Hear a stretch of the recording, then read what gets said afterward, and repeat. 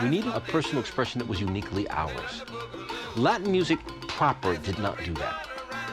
African-American music, as it were, could not do that. Latin Boogaloo included me. The younger generation adapted it as their own music. It was English lyrics with the Latin music of the culture. There's a new record around there cooking.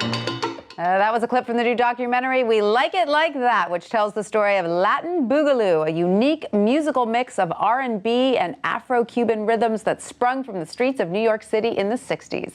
Here to tell us more about it is the director, writer, and co-producer, Mathew Ramirez Warren. Welcome, Mathew.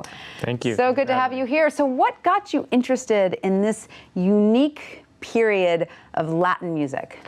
I just felt like it was a really fascinating, untold New York story, and the music was just so good that somebody needed to do this before it was too late. You know, while we could get these artists to tell their stories and bring this, you know, wonderful experience, musical experience, cultural experience to light. Absolutely, and I guess you didn't have to worry about the soundtrack to your film. I mean, it must have been hard cutting down some of the songs. I mean, they're so fantastic and so rhythmic. Just listening to it makes you want to get up and dance. Yeah, 100%. I mean, you know, of course, there's always licensing considerations to take into account. Of course. But yes, there was just such a wealth of great music to choose from. Now, you interview some Latin music legends like Joe Bataan, Johnny Colon, Pete Rodriguez. What do these guys have to say about how this particular form of music came about?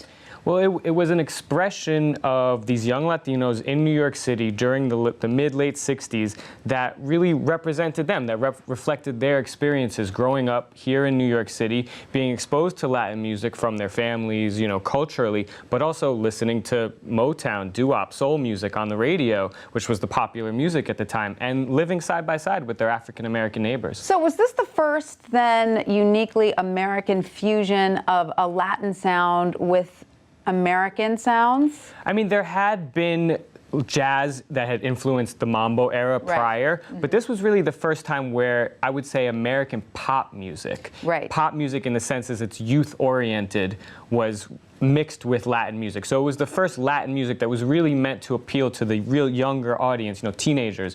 Popular music. Because it was English lyrics. So Boogaloo in the end looked like a fad because it only lasted for a few years. Why do you think it had such a short-lived existence? Right. So it's a complex part of the story because there are some of the artists who felt like there were resentments within the industry because here you had these young musicians coming in, kind of taking over for a few years and displacing some of the more established artists.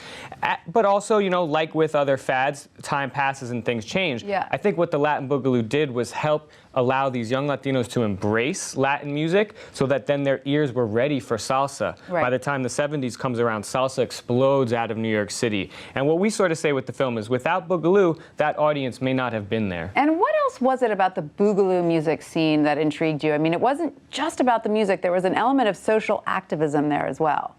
Yeah, I think it's just an interesting story about people discovering their identity and finding their place in society. And music can be an important part of that, of expressing who you are. Giving a voice to your experience, which I guess was so uniquely New York. Like you said, these were kids who maybe were second-generation Latino. They grew up in New York, but influenced by their parents' culture, mixed with the new culture.